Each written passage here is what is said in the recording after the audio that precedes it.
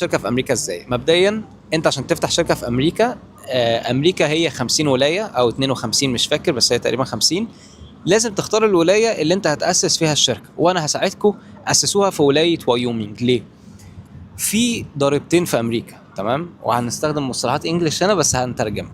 في ضريبتين في امريكا، في حاجه اسمها الانكم تاكس او الستيت انكم تاكس، اللي هي الضرايب اللي انت بتدفعها للولايه مش للحكومه، لا بتدفعها للولايه. انا واحد قاعد مثلا في كاليفورنيا، عندي كل سنه ضريبه هدفعها للولايه اللي انا قاعد فيها، وضريبه هدفعها للحكومه، تمام؟ الحكومه الامريكيه. ولايه وايومنج هي من ضمن الخمس ولايات اللي معفيه من الستيت انكم تاكس، فهي مفيش ضرايب على مبيعاتك اللي هتعملها، فانت مفيش اي فلوس هتديها اصلا للولايه. تمام؟ عملت $1,000,000 الولايه مش هتاخد منك فلوس، وده ليجل يعني، مش حاجه الليجل مثلا او كده.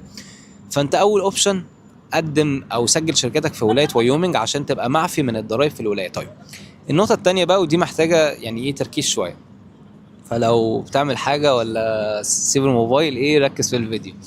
بص يا سيدي، الضرائب الامريكيه او خلينا نقول الفيدرال تاكسز، الضرائب الفيدراليه لمنظمه الاي ار اس دي، خلينا نقول وزاره الماليه مثلا في امريكا، بتنقسم لكذا حاجه. انت عندك شركه في امريكا، طيب ما الشركات في امريكا دي انواع، زي ما في مصر في شركه مسؤوليه محدوده، في شركه مساهمه، مش عارف شركه خيريه، نفس الكلام في امريكا. في انواع شركات زي الاس كوربريشن، زي السي كوربريشن، زي ال ال سي اللي هي الليميتد لايبيليتي كومباني. الاس كوربريشن والسي كوربريشن دي عليهم ضرائب. عملت $1,000، عملت $1,000,000، عليك ضرائب. هتدفعها لمين؟ للولايه ولا للحكومه؟ للحكومه، لان خلاص الولايه انت مؤسس في وايومينج، تمام؟ لكن ال LLC ممكن تكون معفية من الضرائب. مش قصة ممكن، لو انا مش متأكد، لا هي في شرط معين هقوله، الشرط ده لو اتحقق انت مش عليك اي ضرائب. ايه هو الشرط؟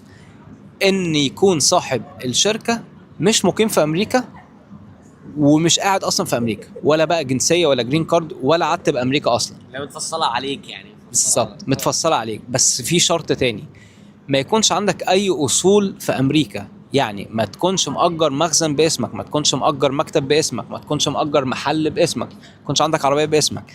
انت واحد زي قاعد في مصر، ما عندكش اي حاجة في امريكا، ومش مقيم في امريكا، وسجلت شركة اسمها LLC او نوعها LLC Limited Liability Company.